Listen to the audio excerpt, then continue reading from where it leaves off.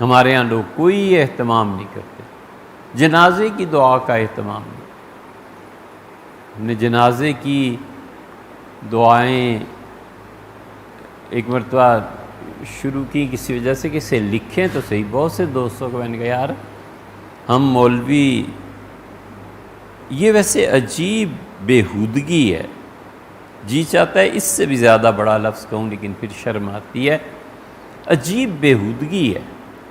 مولوی صاحب اتنا اللہم اغفر لحینا بس یہ دعا مانگی اور سلام پھیرا۔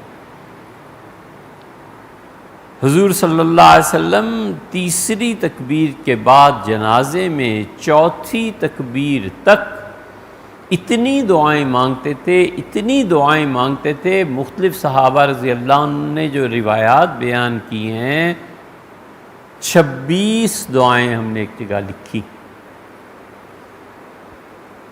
کسی وجہ سے جمع کر رہے تھے تو وہ 26 دعائیں اب تک کہ اچھا حضور صلی اللہ علیہ وسلم یہ بھی مانگ، یہ بھی مانگ، یہ بھی اس میت کے لیے۔ اور ان دعاؤں میں ٹاپ کی دعا ہے، بھئی ہمیں تو بہت پسند آئی، یہ اللہ سے مغفرت کی دعائی مانگتے ہیں نا ہم، ہے یہ بھی ابن مسعود رضی اللہ عنہ ہی کی روایت، اللہم اغفر لہ۔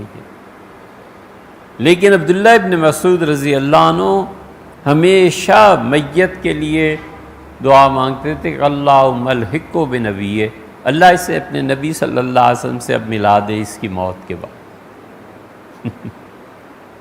یہ ہیں 4 لفظ، لیکن کتنی بڑی دعا ہے، غالباً اس سے بڑی اچھی دعا نہیں ہے حدیث میں۔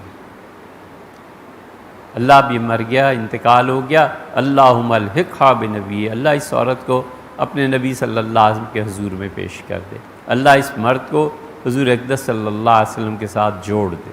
جنازے میں حضور اقدس صلی اللہ علیہ وسلم سے 26 کے قریب دعائیں تو ہم نے خود لکھی ہیں ایک جگہ۔ اللہ جانے کیا مصیبت پڑی ہوئی ہوتی ہے، تیسری تکبیر اور فوراً چوتھی تکبیر۔